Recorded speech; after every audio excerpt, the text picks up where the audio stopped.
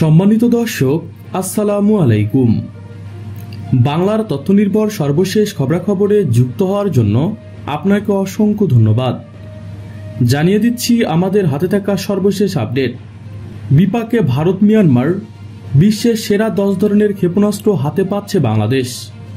আধুনিক বিশ্বে প্রায় সকল দেশে নিজ নিজ প্রতিরক্ষা খাতকে শক্তিশালী করছেন। এর ধারাবাহিকতায় পিছিয়ে নেই বাংলাদেশ।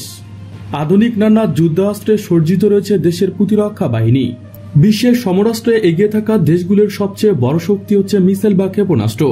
বাংলাদেশের হাতেও রয়েছে এই অস্ত্র। বাংলাদেশের হাতে এখন প্রায় 10 ধরনের ক্ষেপণাস্ত্র রয়েছে। যুদ্ধক্ষেত্রে কয়েকশো কিলোমিটার দূরে বসে যুদ্ধের মোড় ঘুরিয়ে দেওয়ার কাজ করছে এই ক্ষেপণাস্ত্র।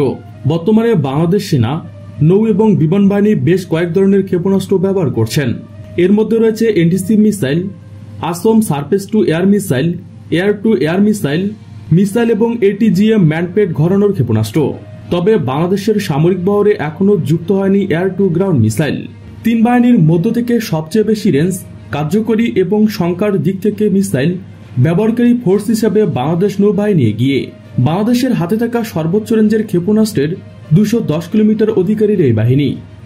বাংলাদেশের হাতে থাকা ক্ষেপণাস্ত্রগুলোর মধ্যে কি রয়েছে?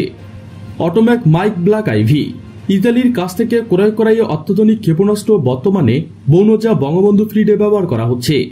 এই ফ্রিগেট রেডি টু ফায়ার মোডের 4টি ক্ষেপণাস্ত্র বহন করেন এবং আরও কিছু ক্ষেপণাস্ত্র জাহাজে স্টোর করা থাকে, যা পরবর্তীতে ম্যানুয়ালি লোড করতে হয়।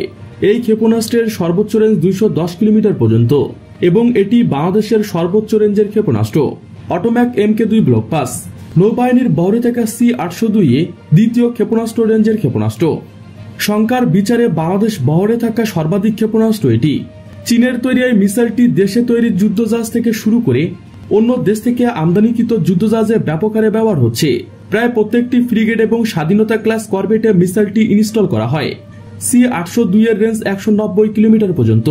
যেহেতু প্রতি বছর নৌবাহিনীর নতুন যুদ্ধজাহাজ সংগ্রহ করেন, সে হিসেবে প্রতি বছরে নতুন করে C-802 ক্ষেপণাস্ত্র বহরে যুক্ত হচ্ছে।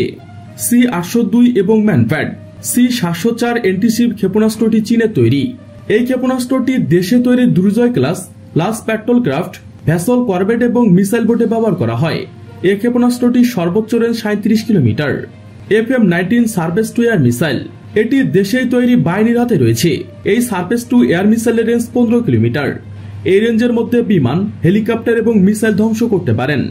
এটি একটি শর্ট রেঞ্জ স্যাম সিস্টেম, যার মূল কাজ গুরুত্বপূর্ণ স্থাপনা, যুদ্ধজাহাজ, বিমান ঘাঁটির পয়েন্টে ডিফেন্স সুরক্ষা প্রদান। FL-300N চীনের তৈরি স্যাম, এর ব্যবহারকারী বাংলাদেশ নৌবাহিনী। এই ক্ষেপণাস্ত্রের রেঞ্জ 10 কিলোমিটার। এর বিশেষ বৈশিষ্ট্যের মধ্যে একটি হল সুপারসনিক মিসাইল ঠেকিয়ে দেওয়ার সক্ষমতা। চীন থেকে নতুন ক্রয়কৃত টাইপ 56 করভেটে এই ক্ষেপণাস্ত্রটি ব্যবহার করা হয়। R-27 এয়ার টু এয়ার ক্ষেপণাস্ত্র, এটি বাংলাদেশ বিমান বাহিনীর বহরে থাকা সর্বোচ্চ রেঞ্জের এয়ার টু এয়ার ক্ষেপণাস্ত্র। রাশিয়ার তৈরি এই ক্ষেপণাস্ত্রটি প্রধানত আমাদের MiG-29 যুদ্ধ বিমানে ব্যবহার করা হয়। এই ক্ষেপণাস্ত্রটি 80 কিলোমিটার দূরে থাকা প্রতিপক্ষের যুদ্ধ বিমান ধ্বংস করতে পারে। R-73 এয়ার টু মিসাইল, এটি রাশিয়ার তৈরি শর্ট রেঞ্জের ক্ষেপণাস্ত্র। এটি মূলত 30 কিলোমিটার রেঞ্জের মধ্যে ডগফাইটে শত্রু বিমান ধ্বংস করতে সক্ষম। PL-5 air to air missile, চীনের তৈরি এই ক্ষেপণাস্ত্রটি শর্ট রেঞ্জের। ডগফাইটে 16 থেকে 18 কিলোমিটারের মধ্যে প্রতিপক্ষের যুদ্ধবিমান ধ্বংস করার কাজে এটি ব্যবহৃত হয়। PL-96 চীনের তৈরি শর্ট রেঞ্জের ক্ষেপণাস্ত্র বাংলাদেশের প্রতিরক্ষা বাহিনী ব্যবহার করে থাকেন। সর্বশেষ এসব ক্ষেপণাস্ত্রের পাশাপাশি বাংলাদেশের হাতে বিশেষ ভেরিয়েন্টের এন্টি ট্যাঙ্ক ক্ষেপণাস্ত্র ম্যানপ্যাড রয়েছে। প্রিয় দর্শক, আজকে এ পর্যন্তই। শুরু থেকে শেষ পর্যন্ত চেষ্টা করছি বাংলার সামরিক অর্থনৈতিক সঠিক তথ্য উপস্থাপন করতে।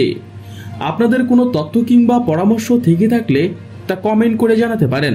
নিশ্চয়ই আবার দেখা হবে নতুন কোনো বিষয় নিয়ে। ততক্ষণ পর্যন্ত ভালো থাকুন, সুস্থ থাকুন।